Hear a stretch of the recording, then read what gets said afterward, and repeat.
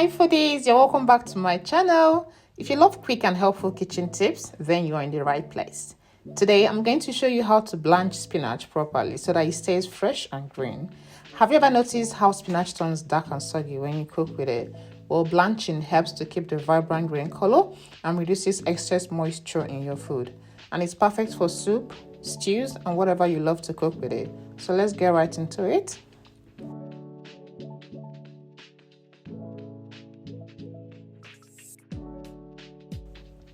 I'm using both washed and unwashed spinach from Lidl. I got the 200-gram packs, but whether you are buying the pre-washed version or not, I always recommend washing everything again. Just wash with salt and water to remove any dirt.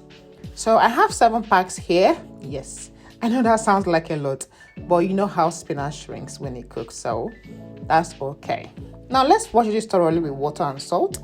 Salt helps to remove any dirt and hidden insects. After that, we'll drain the water and move on to the next step.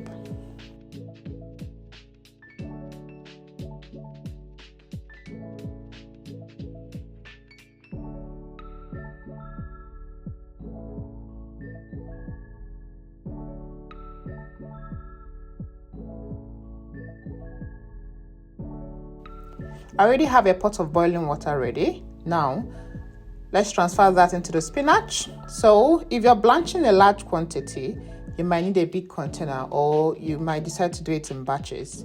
But I'm doing everything together. It shrinks, so it will fit into the same pot. And once you've transferred the hot water into the spinach, let it sit for about 30 seconds to 1 minute. But I'd say just 1 minute. Leave it for 1 minute, but be careful not to overcook it.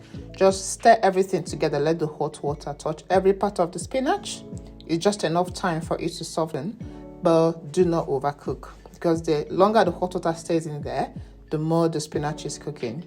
Now we need to start the cooking process immediately, or else the heat will keep cooking the spinach and it might turn brown.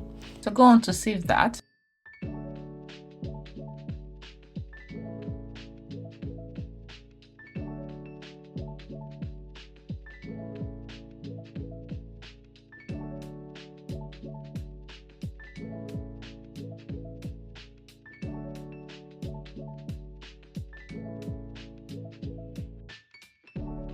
The best way to do this is by shocking the spinach in ice water. Yes, you need to shock it.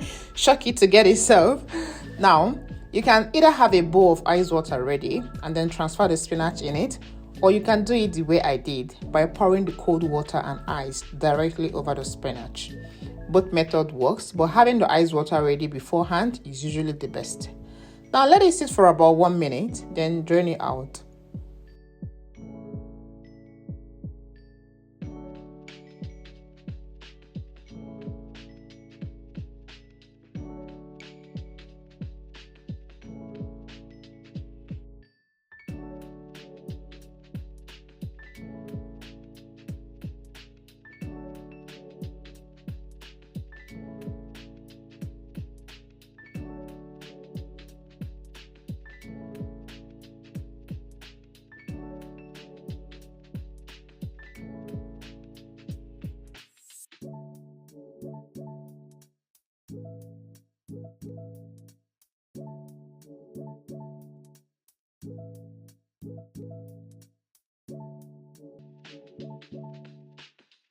You can leave your spinach whole or chop it into smaller pieces, depending on what you want to use it to do or how you prefer.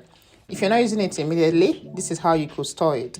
For short term, you could leave it in the fridge, but it has to be in an airtight container with a paper towel and keep it in the fridge for about 3 days.